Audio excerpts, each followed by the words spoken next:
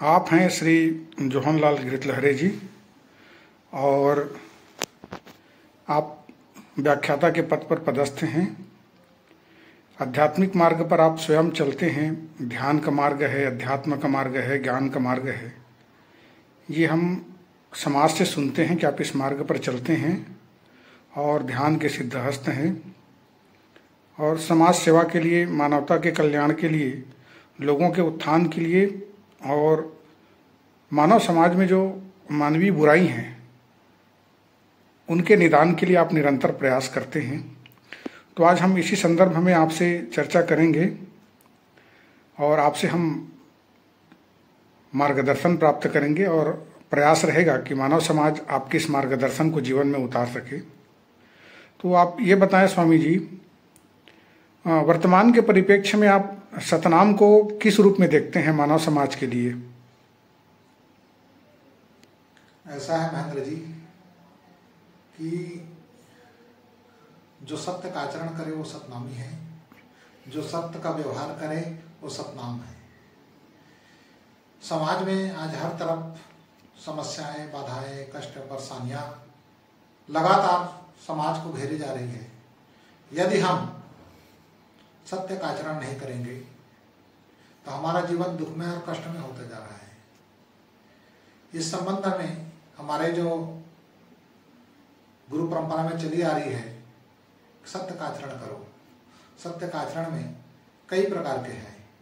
पहला भौतिक आचरण, दूसरा आध्यात्मिक वातावरण। पहला भौतिक वातावरण के अंतर्गत हम देखेंगे तो ये पाएंगे कि व्यक्ति में अष्टांगिक मार्ग का अभाव है और वह व्यक्ति विभिन्न कष्टों को प्राप्त कर रहा है। और आध्यात्मिक मार्ग में भी वही है कि हम केवल धर्म का मानना है, जानना नहीं है किस प्रकार उसको आचरण करना है। हम केवल कर्मकांड तक ही सीमित रह जाते हैं और आध्यात्मिकता को समझ नहीं पाते और इसलिए अध्यात्म को हम लोग भला बुरा कहने लगते हैं। व्यक्ति का मन ही सभी दुखों का कारण है। मन पर अगर हम नियंत्रित कर लें तो स्वयं ही सत्य का आचरण करने लगेंगे। इसलिए बहुत सारे जो हमारे गुरु परंपरा में, जो सतनाम पंथ में जो श्रेष्ठ गुरु के आचरण पर चल रहे हैं, उन्होंने मानव के मन को नियंत्रित करने की बात कही है और उसके लिए एकमात्र साधना है ध्यान। और ध्यान के माध्यम से ही व्यक्ति मन पर नियंत्रण कर सकता है और आदर्श और उच्च जीवन जी सकता है। इसलिए प्रत्येक व्यक्ति को सतनाम का आचरण को करना जरूरी है। गुरुदेव प्रणाम आपके चरणों में, सारे तीर्थ धाम आपके चरणों में।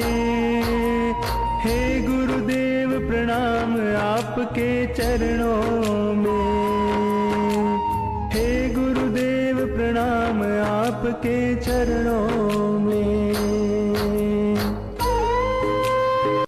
निर्बल को बलवान बना दो, मूर्ख को गुणवान प्रभु। देव कमल और बंसी को भी ज्ञान का दो वरदान प्रभु। निर्बल को बलवान बना दो, मूर्ख को गुणवान प्रभु। देव कमल और बंसी को भी ज्ञान का दो वरदान प्रभु।